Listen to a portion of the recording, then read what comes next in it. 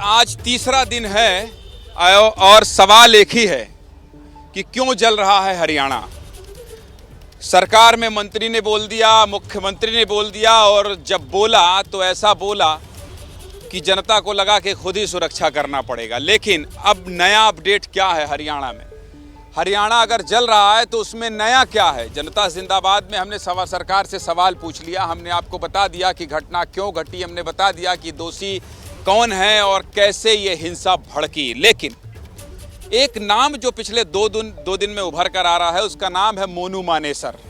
और मोनू मानेसर का जो वीडियो है वो सोशल मीडिया में वायरल है। इसके अलावा वायरल नहीं है तो टीवी न्यूज़ चैनलों को इंटरव्यू दे रहे हैं मोनू मानेसर। एबीपी न्यूज़ में कल ही हमारे वरिष्ठ सहयोगी जगविंदर पटियाल मोनू मानेसर से बात कर रहे थे। अब सवाल ये है कि मोनू मानेसर पर अगर मुकदमा दर्ज है और वो आरोपी है तो बचा कौन रहा है? कौन बचा रहा है मोनू मानेसर को? और मामन खान जो कांग्रेस के विधायक हैं, उनका भी वीडियो वायरल है। मतलब आप समझ रहे हैं, यूट्यूब में वायरल होने के लिए एक राज्य जला देंगे। गजब है।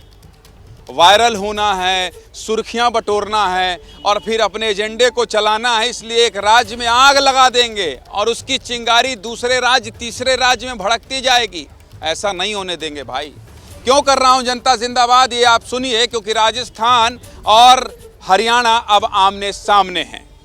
अशोक गहलोत कह रहे हैं कि हमारी पुलिस जा रही है, हरियाणा में सहयोग नहीं मिल रहा है, इसलिए मोनू मानेसर की गिरफ्तारी नहीं हो रही है।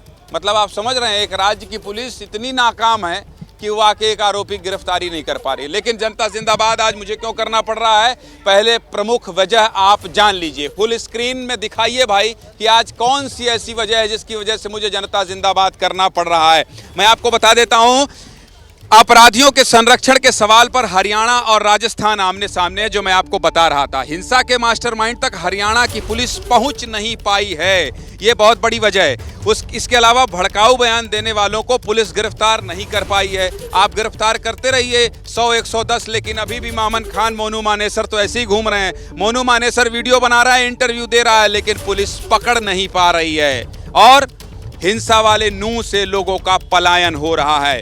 ये बात सोचिए, समझिए और इस पर अफसोस भी व्यक्त कीजिए, क्योंकि कौन है जो पलायन कर रहा है? पलायन वो कर रहा है जो 2 जून की रोटी के लिए दूसरे प्रदेश से हरियाणा आया है मजदूरी करने के लिए। अगर कोई महिला ये कह रही हो कि यहाँ भूखे मर जाएंगे, इससे अच्छा पैदल चल के ही मर जाओ।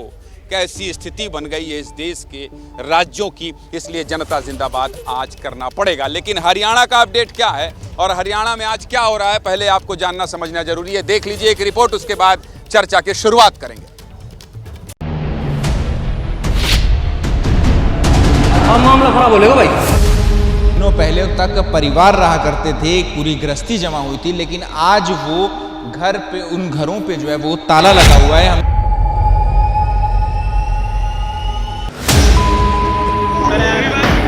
ठिकाना बनाया हुआ था हथियारों के साथ, तीनों तरफ इन बड़ी बड़ी चट्टानों, पेड़ों के पीछे छिपे हुए थे। इन्हें अपने ढाल बनाया हुआ था।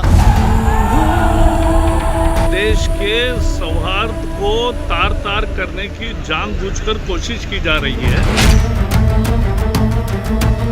मुख्यमंत्री और ऐसी सरकार को नैतिक जिम्मेदारी देकर इस्तीफा देना चाहिए। विरोधियों के पास आज अस्तित्व बचाने के लिए कुछ बचा बाकी नहीं है। वो हर चीज में वोट खोजते हैं, हर चीज में उनको वोट चाहिए।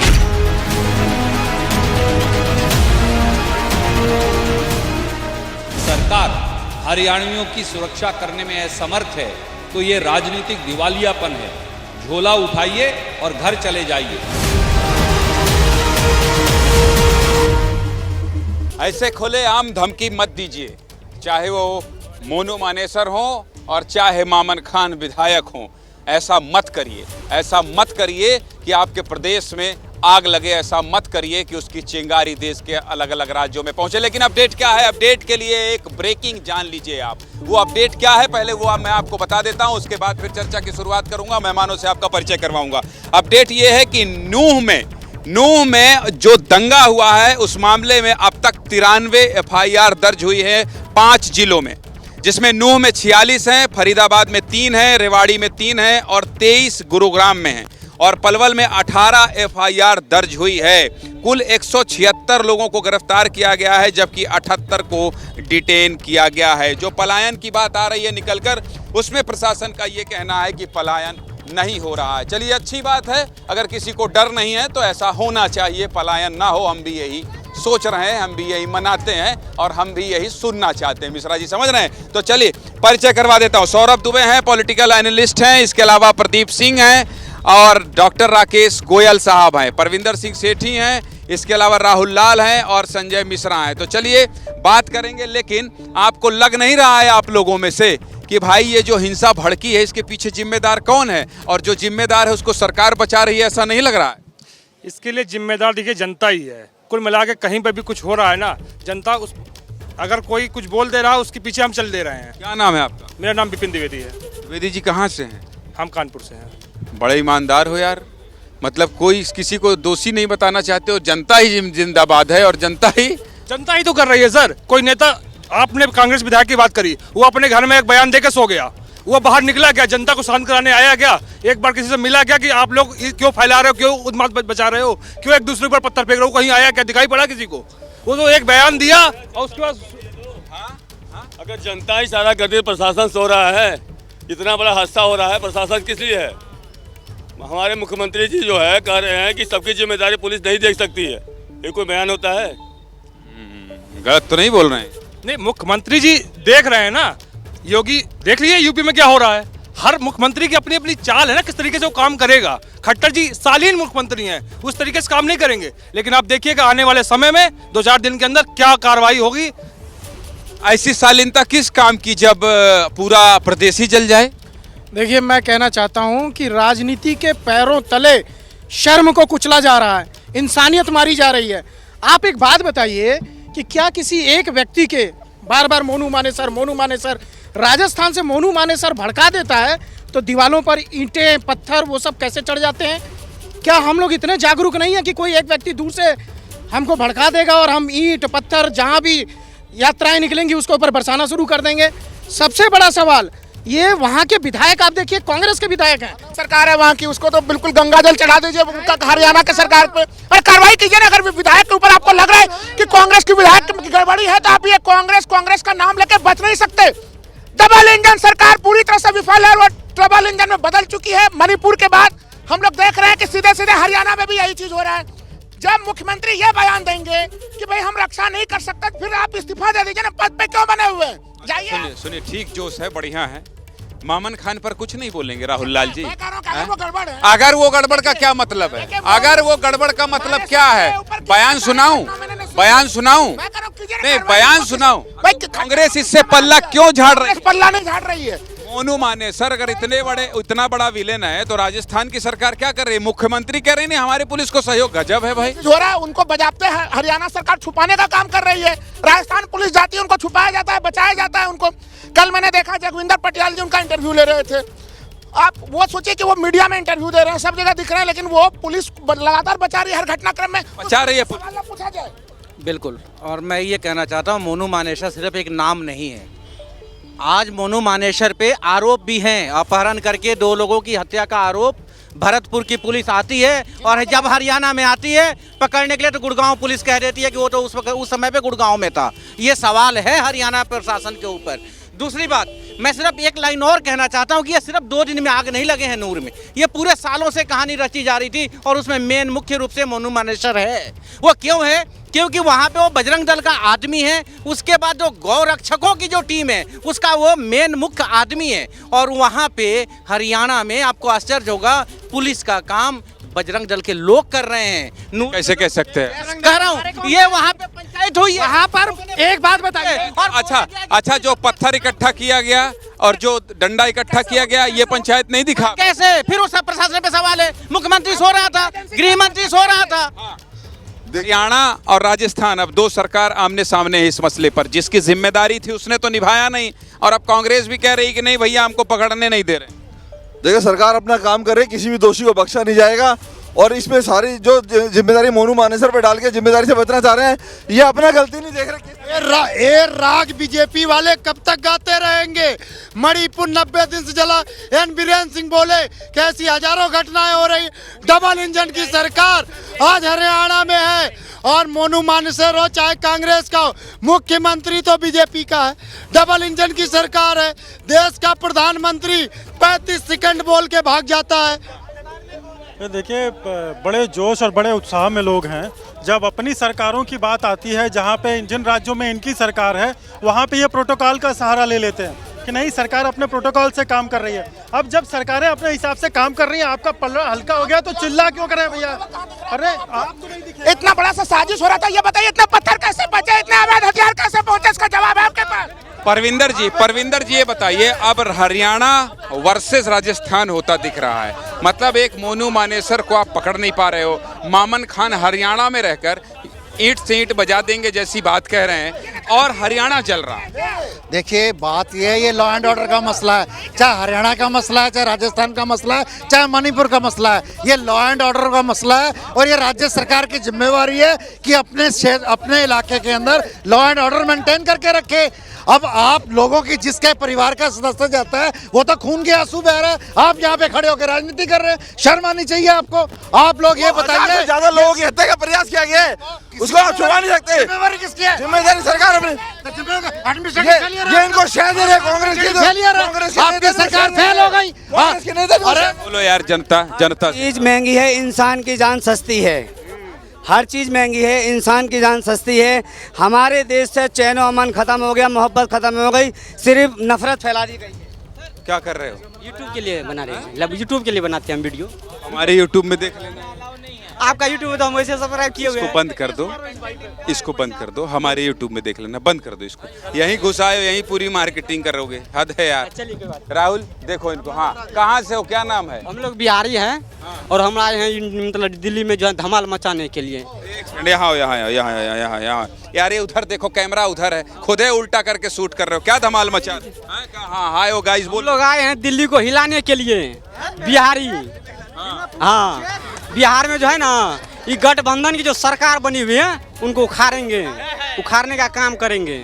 और क्या करो? मोदी जी हमको टिकट दीजिएगा, टिकट हमको एक बार दे दीजिए, पक्का सनातन का लाठी गाड़ के आएंगे हम। अहीर उठपटांग नहीं बोलना। अच्छा बताओ, वहाँ जो हो रहा है, ये हरियाणा में जो हो रहा है पता है? हमको जो भी भारत में हो रहा है वो भी पता है, विदेश में जो हो रहा है सब पता है। हम लोग जब तुम बोले ना कि हम बिहारी हैं, तभी हमको पता था कि भारत का तो पता ही होगा, विदेश का भी तुमको पता होगा, लेकिन हरियाणा में क्या हो रहा है ये तो बताओ। नू में जो हुआ वो हमको बहुत खेद है, जितना हम अभी बोल नहीं सकते यहाँ पे। बहुत खेद है, बहुत है। इसको हाँ बोलो हरियाणा पर बोलो। जिम्मेदार कौन है? अब सरकार आमने सामने है दो, हरियाणा और वाले हैं सर। जिम्मेदारी किसको कहते हैं? हमको कोई थप्पड़ मारा, जवाब किसको देना है? जवाब हमको देना है। पुलिस आएगी, पता नहीं कब आएगी, हम मर जाएंगे जब। हमारी कमी है और हम जो सहनशीलता है ना, जो हमारे माथे पर तिलक होता है, हम हिंदू हैं, सनातनी हैं, इसके वजह से पत्थर बरसते हैं, ठीक है ना? तो हिंदुओं को जागना होगा, जवाब देना होगा। किसी की जिम्मेवारी नहीं है, पुलिस प्रशासन। सर मैं एक चीज बोलना चाहता हूँ। ये जो मोनू मानेसर बार बार चिल्ला रहे हैं कि कह रहे हैं इसका जिम्मेदार यही है, जो कि चलता है इस देश के अंदर विक्टिम कार्ड का सिलसिला। मेरा ये पूछना है कि मोनू मानेसर हो जिम्मेदार? अगर है तो उसको फांसी पे चढ़ा दो, मगर आपको ये अधिकार कौन देता है इस देश के अंदर कि आप दंगा करेंगे, आप पत्थर मारेंगे? क्या इस देश के लोकतंत्र पे भीड़ तंत्र हमेशा हावी रहेगा? ताजिया पे कभी पत्थर हमने पड़ते हुए नहीं देखा, मगर जब किसी में शोभा यात्रा में पड़े ना ताजिया पे। सर जर्मनी क्यों जलता है, फ्रांस क्यों जलता है, नू क्यों जलता है, बात जलता है। और मणिपुर की जो बात कर रहे हैं, मैं उनसे पूछना चाहता हूँ, आज का राजस्थान का केस है, एक बच्ची के साथ रेप होता है, उसको जिंदा जला दिया गया, उसका वीडियो नहीं है, इसलिए कोई बात नहीं करेगा। अगर मणिपुर की बेटी हमारी बेटी है तो राजस्थान की भी बेटी हमारी बहन है, बंगाल की भी बेटी हमारी बहन है, उस पर बात क्यों नहीं करते? एक तरफा जो हमें सूट करेगा वही बात करेंगे हम। ये लोकतंत्र है सर। यही सारी बातें हमारे देश की विडंबना है। ये हिंदुओं पे हमेशा पत्थर चलता है, लोगों की आंखें हमेशा बंद रहती है, पर मुसलमान के ताजे पे कभी कोई पत्थर नहीं चलता, उस पर कोई बात नहीं करता है, कभी कोई बात नहीं करता है। ठहरिएगा, आ रहा हूँ। एक मिनट। मेवात की घटना को एक सामान्य घटना नहीं कह सकते। ये देश की संस्कृति पर, ये हिंदुओं पर वो आतंकवादी प्रहार है साजिश के तहत। और जो भी ये ऐसा प्रकरण किया गया है वो सेकुलर, वो देश के कहते हैं कि हम सबसे बड़े सेकुलर हैं, वो कहाँ छिप गए आज। और टिकट साहब बोलते थे हम 10 ट्रैक्टर लेके दिल्ली को ये करेंगे जी। अरे तुम्हारे ट्रैक्टर में पंचर हो गया क्या? लेकिन ये ताज नहीं ठहरिए, जनता आ रहा हूँ, बहुत नहीं सब है ना। सर हिमाचल में एक लड़के के 8 टुकड़े होते हैं, अब तक वहाँ कांग्रेस की सरकार है, आज तक वहाँ वो केस बंद है, अभी तक ये भी नहीं पता कि किसने उसके 8 टुकड़े किए, वो गायब है।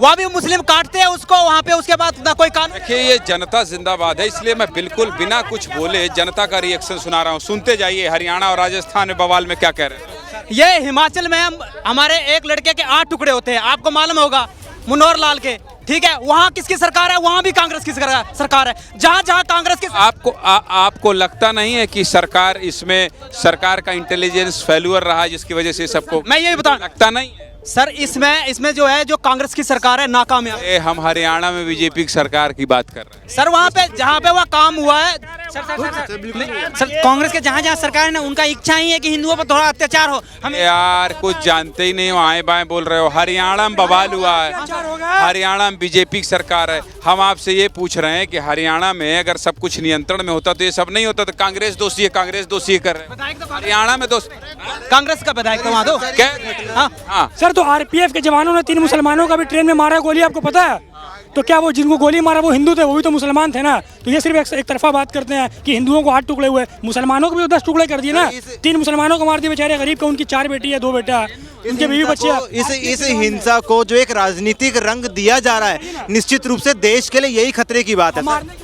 देखो जिसका मरता है उसे ही पता चलता है। आज के टाइम में दंगा करके क्या फायदा है? सबसे ज्यादा हम लोग भी खुश हो जाएंगे, हम यहाँ खड़े होकर बोल लेंगे, हमारा कुछ नहीं, हमारे बोलने से मतलब। सबसे जिसका मरता है सबसे पहले उसे पता चलता है। ये बात कल से मैं कह रहा हूँ कि जिसका अपना जाता है उसके पीछे एक पूरी दुनिया छूट जाती है। बंगाल दिखता है, खाली इनको मणिपुर दिखता है। जब म्यांमार की वो लड़कियां हैं, यहाँ बनाया हुआ चीन का जाल फैलाया हुआ है, ठीक है, चीन का फैलाया हुआ जाल है। और कांग्रेस वाले सुनो कांग्रेस वाले क्या बोलेंगे?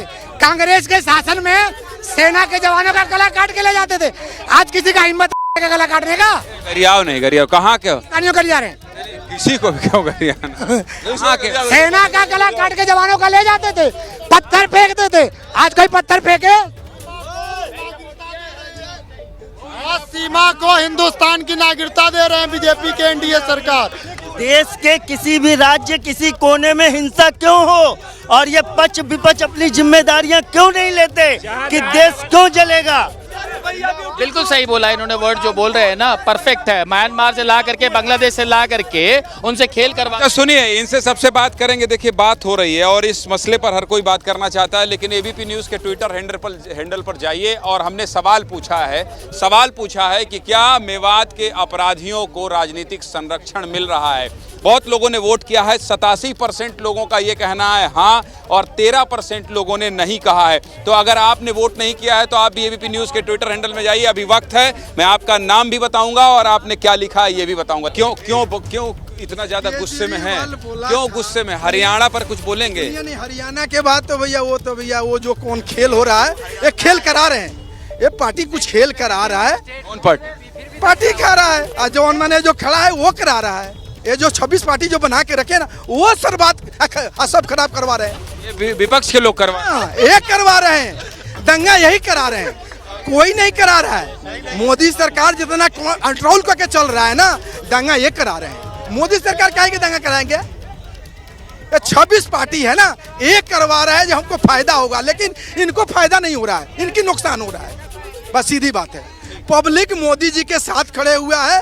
मोदी जी 10 साल में काम जो किए हैं वो गलत नहीं किए हैं, सराहनीय काम किए हैं। पूरे 20 में इनका डंका बज रहा है, तो यहाँ क्यों नहीं बजेगा भाई? हिंदुस्तान में क्यों? बताइए, बीजेपी की सरकार है हरियाणा में, तो दंगा अगर होने वाला है तो रोक नहीं सकते? बीजेपी की सरकार है तो दंगा नहीं रोका है क्या? खून के धार बह जाते, 6 लोग मर गए। कांग्रेस के सरकार 6 लोग उनके दरिया बह जाते। अरे 6 के फिर में 6000 लोग मर जाते कांग्रेस की सरकार में, वो तो 6 नहीं दिखा रहे हैं आप, 6000 लोग मर जाते। 6 का मरना अफसोसजनक। रोक लिए ना, अफसोस है भाई साहब। ये जो दंगे हुए ना, ये सिर्फ और सिर्फ मणिपुर से जहन भटकाने के लिए किए गए, क्योंकि लोग हिंदू मुसलमान सब में आक्रोश था मणिपुर के लिए। मणिपुर से जहन भटकाने के लिए किए गए दंगे, जिनको पॉलिटिकल फायदा होगा इस चीज़ से।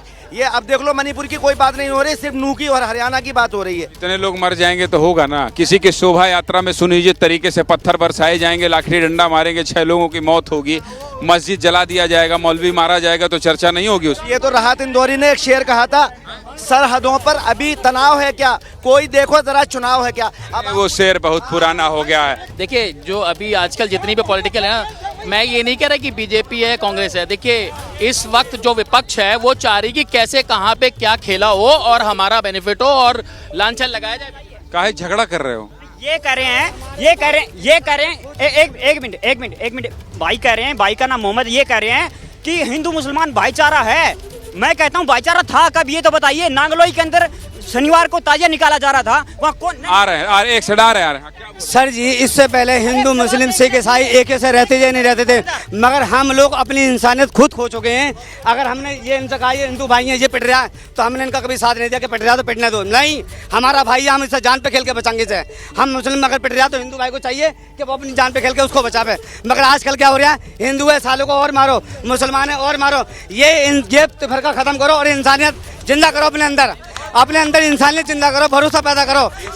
इंसानियत मर गई सर, इंसानियत मर चुकी है पूरी। ये हमारा देश जो खतरे में आ रहा है ना, ये सिर्फ इसी वजह है कि इंसानियत नहीं। रुको यार, रुक जाओ। हमारे अंदर है ये कमियां, हमारे अंदर है, सबके अंदर। अपनी कमियां सब जिस दिन दूर कर देंगे, हमारा इंसान जो देश पहला था वही रहेगा। हमारा हिंदुस्तान जिंदाबाद था, जिंदाबाद है और जिंदाबाद हमेशा रहेगा। क्या नाम है? मोहम्मद रिहान कुरैशी। अच्छा, एक सेकंड रुक जाओ, एक सेकंड। ये बताओ रिहान, ये बताओ जो वहाँ हुआ नूह में गलत है कि नहीं? गलत है सर, बिल्कुल गलत हुआ, उसकी निंदा करते हैं हम। बिल्कुल गलत हुआ, कोई भी सही, हिंदू सही, एक सही, ईसाई सही, कोई भी सही। करते क्या हो? मैं ऑटो चलाता हूँ सर, मुझे अपनी मेहनत और मजदूरी से मतलब है। मैं चाहता हूँ कि 300 रुपये ले घर जाऊँ तो अपने बच्चों में जाकर सुख से लेटूँ जाके। मुझे इस बात से मतलब नहीं कोई हिंदू है कोई मुस्लिम है। हमने आज ये पैदा कर दिया कि ये हिंदू है, मुझे इससे नफरत होना चाहिए। बच्चे के अंदर आ रहा हूँ 3 साल का जो बच्चा है उसको ये पता है कि हिंदू है मुसलमान है, ये किसने पैदा करा? ये हमने दूर होना चाहिए। अच्छी बात कह रहे हैं, चाहिए, अच्छी बात कह रहे हैं ये कि इंसानियत जिंदा रहना चाहिए। हिंदू मुसलमान, एक सेकंड, हिंदू मुसलमान से भला नहीं होने वाला है, इंसानियत जिंदा रहना चाहिए। आप अच्छी बात कर रहे हैं, चलिए ठीक है। हाँ बोलिए, क्या लेके सर सवाल किस चीज को लेके है? हरियाणा को लेकर सवाल है। हरियाणा में जो हो रहा है वो किसकी गलती है? और ये जो कह रहे हैं ना कि ये हिंदू मुसलमान का दंगा और ये बताने से कुछ नहीं होगा, इंसानियत जिंदा रहना चाहिए। आप हरियाणा को देख रहे हैं, कुछ कहना चाहते हैं? को देख नहीं रहा, मैं हूँ ही हरियाणा का। एक्चुअली ये गवर्नमेंट की गलती है बिल्कुल सरेआम। क्योंकि पता है आपको, ये पहले से सुनियोजित तरीके से, मतलब इसको बोलना हो बता देना, आ जाएंगे हम। ये तैयार की हुई स्क्रिप्ट थी। आपको बताऊं गवर्नमेंट की, सुनिए मेरी बात। मेवात में 2 लड़के पहले जला दिए थे, मुस्लिम लड़के 2 जला दिए गए थे मोनू मानेसर द्वारा। वो अब गवर्नमेंट ने, हरियाणा सरकार ने उसको पनाह दे रखी है हरियाणा में, उसको गिरफ्तार क्यों नहीं कर रही? अब आप एक चीज सोचिए, अब उसको गिरफ्तार नहीं कर रही। और एक चीज और, ये जो आग लगाने का काम किया, ये सिर्फ और सिर्फ हरियाणा की भाजपा सरकार ने किया है। वरना आज से पहले 1947 से लेके आज तक मेवात में एक छोटा सा दंगा भी नहीं हुआ। अगर हुआ, ये जो कह रहे हैं इसका जवाब तो देना चाहिए आप। देखिए, आप समझिए कि विहिप की जो यात्रा थी वहाँ विश्व हिंदू परिषद की, उन्होंने सरकार से परमिशन ली। वीडियो के ऊपर शासन और प्रशासन क्यों सो रहा था? आप नहीं, मोनू मानेसर को जवाब दीजिए। मुख्यमंत्री क्यों सो रहा था? महिलाएं, हत्या करने की कोशिश करी, महिलाएं और बच्चे उस यात्रा में शामिल थे।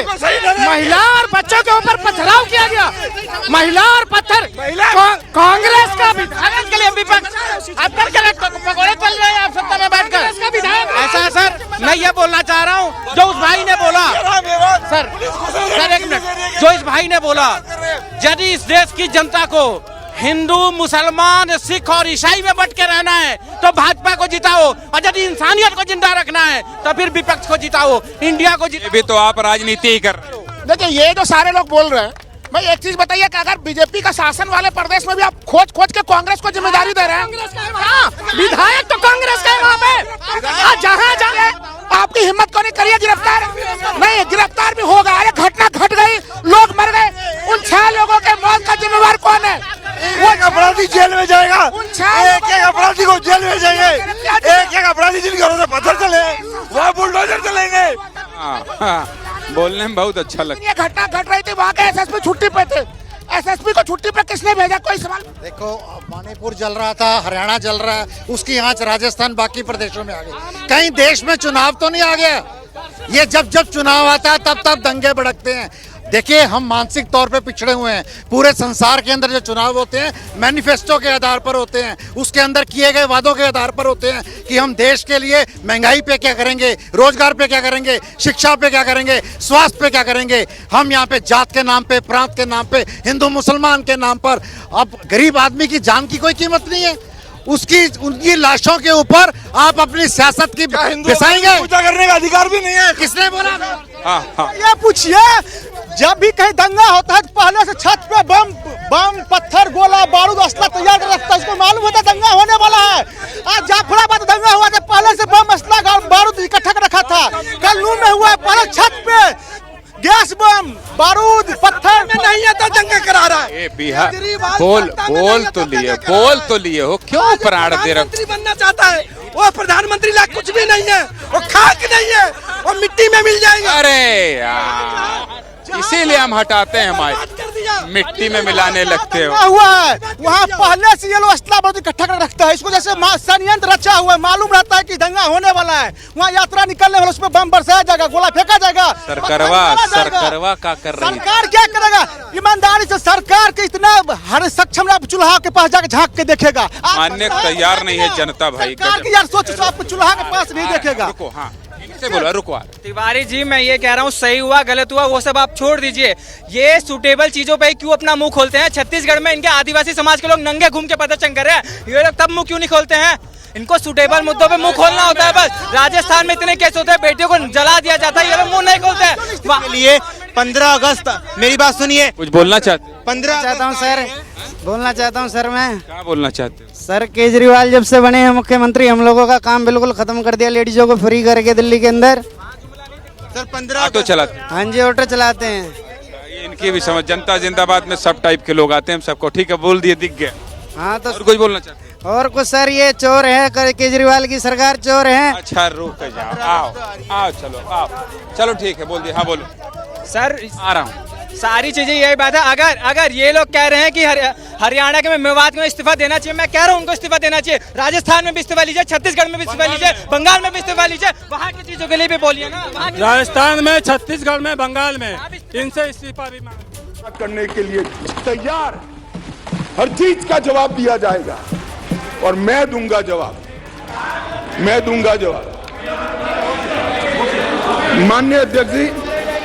माननीय अध्यक्ष जी, उनको प्रॉब्लम एक ही है कि जनता के मन में भ्रांति खड़ी कर दी जाए।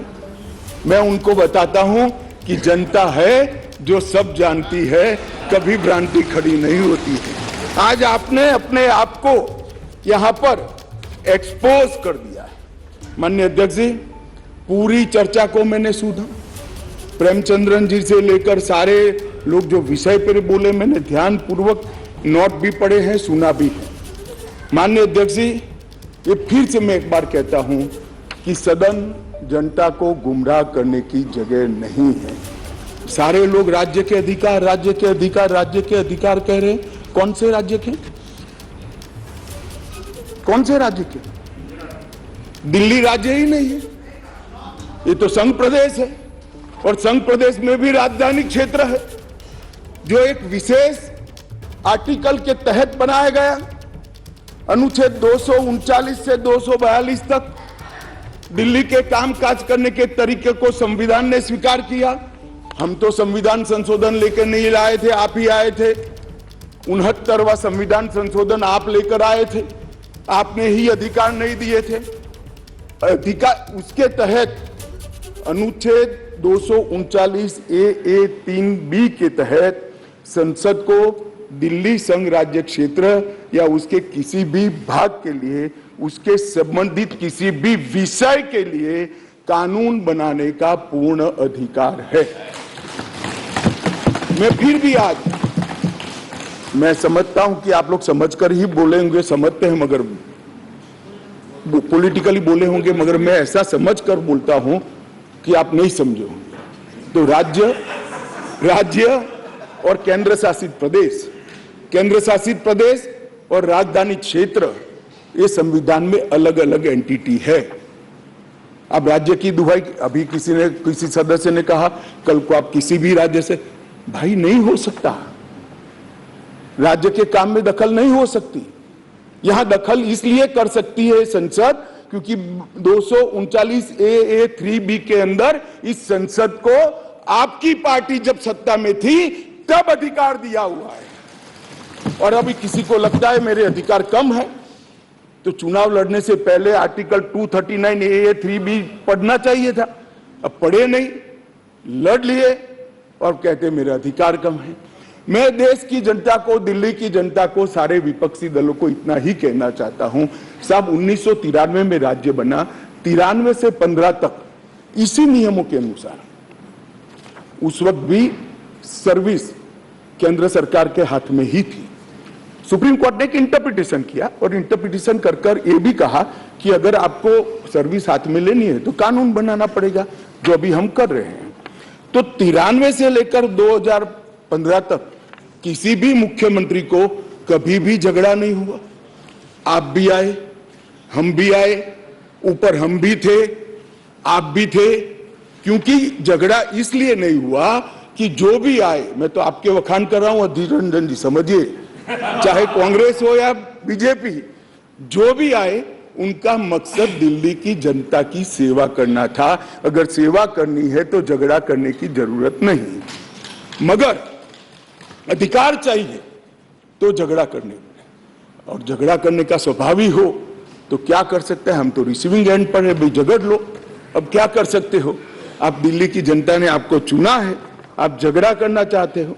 और रूल्स बनाने के पावर के बारे में किसी सदस्य ने कहा, मैं इतना ही कहना चाहता हूं कि रूल्स बनाने के अधिकार, जो एक्ट बनाने का जिसके पास अधिकार है उसी के पास रूल्स बनाने के अधिकार रहते हैं।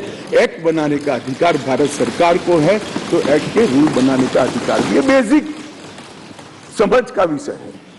कैबिनेट नोट का सवाल किया है, इसमें भी आप इसको गलत भ्रांति खड़ी कर रहे हो। आप ध्यान से पढ़ लीजिएगा, कैबिनेट नोट आज भी कोई भी राज्य हो, आप लोग की कई राज्यों में सरकार है, वहां कैबिनेट नोट कैबिनेट सचिव की साइन से ही कैबिनेट में जाती है, फाइल पर मंत्री की अप्रूवल होती है। यहां पर क्या होता था, जब घपले घोटाले वाली कैबिनेट नोट हो, सचिव के पास जाती ही नहीं थी, मुख्य सचिव के पास जाती ही नहीं थी। मंत्री के सिग्नेचर से पहली बार मैंने इतने लंबे सार्वजनिक जीवन में, माननीय अध्यक्ष जी, कोई कैबिनेट नोट गई है ऐसा सुना है। मंत्री के सिग्नेचर से कभी नहीं जाती, इसलिए रूल्स बनाने पड़े हैं भाई। रूल्स इसलिए बनाने पड़े हैं कि रूल्स के हिसाब से नहीं चलता था, रूल्स के हिसाब से चले, उसके लिए ये रूल्स बनाने पड़े हैं। माननीय अध्यक्ष जी, मैं फिर से एक बार दिल्ली का इतिहास जरूर बताना चाहूंगा। माननीय अध्यक्ष जी, 1953 में फजल अली कमीशन का गठन हुआ, उसने अपना प्रतिवेदन 1955 में दिया।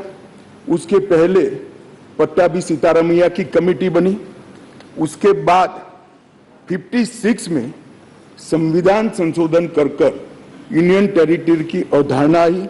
इसके साथ साथ दिल्ली म्युनिसिपल कॉरपोरेशन एक्ट 57 नगर नियम अधिनियम लागू कर दिया गया और 87 में जब सरकार या कमेटी बनी उसके बाद दिल्ली को राज्य देने का निर्णय किया गया। 249A के तहत इसका विस्तृत वर्णन दिया हुआ है और 69वें संविधान संशोधन के द्वारा इसको लिया गया। मैं एक जो रिपोर्ट है इसका कोट भी पढ़ना चाहता हूं। पहले मैंने जवाहरलाल नेहरू जी को पढ़ा, आम्बेडकर जी को पढ़ा। श्री रिंकू जी आम्बेडकर जी को कह रहे थे कि आम्बेडकर की भावना के खिलाफ काम करे हो। रिंकू जी, हम तो आम्बेडकर जी की भावनाओं के अनुसार काम कर रहे हैं।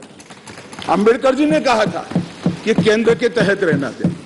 और माननीय अध्यक्ष जी, बालकृष्ण रिपोर्ट में साफ शब्दों में कहा, मैं कोट अनकोट कहता हूं, दिल्ली की कार्यप्रणाली और सेवा प्रणाली, कार्यप्रणाली और सेवा प्रणाली केंद्र सरकार के अधीन होनी चाहिए। संविधान में संशोधन के दौरान तत्कालीन गृह मंत्री ने भी अपने वक्तव्य में ये बात को, रिपोर्ट को कोट किया और उन्होंने कहा कि बालकृष्ण समिति ने पूरे विश्व की राजधानियों की कार्यप्रणाली और सेवा प्रणालियों का अध्ययन करके ये प्रस्तुत किया है, जिसका हम पालन कर रहे हैं।